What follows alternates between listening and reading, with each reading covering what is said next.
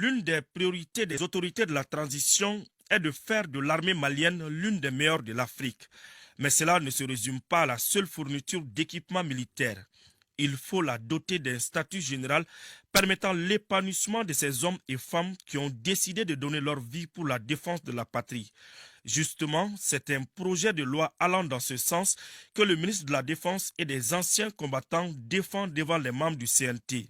Le statut général des militaires est à la fois un outil de gestion de l'institution militaire qui intègre toutes les missions des forces armées maliennes et une source de motivation et d'engagement pour les militaires.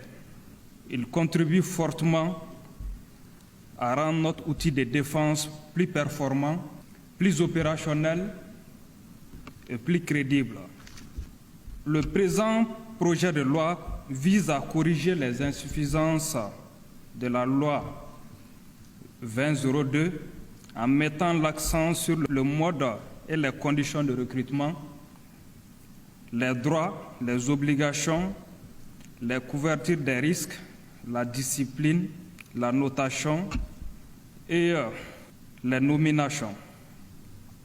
Il met aussi la formation au cœur du plan de carrière des militaires. Donc il accorde aux militaires et à leurs familles des avantages, entre autres les militaires qui sont tombés en opération ou en mission commandée est élevé immédiatement au dernier échelon de son grade supérieur et 10 ans de salaire sont versés à ses ayants droit.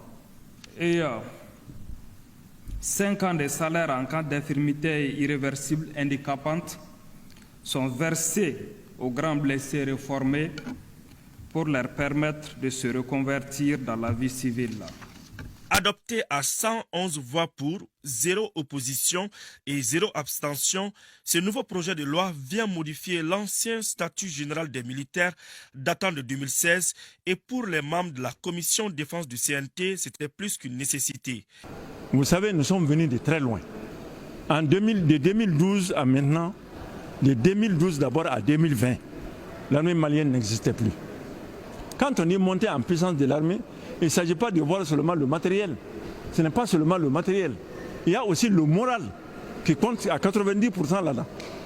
C'est pourquoi toutes les dispositions qui sont prises pour renforcer l'outil de défense, pour renforcer les hommes sur le terrain, pour que les hommes aient le bon moral pour combattre, eh bien, si ces dispositions-là nous viennent, eh bien, les yeux fermés, on va voter.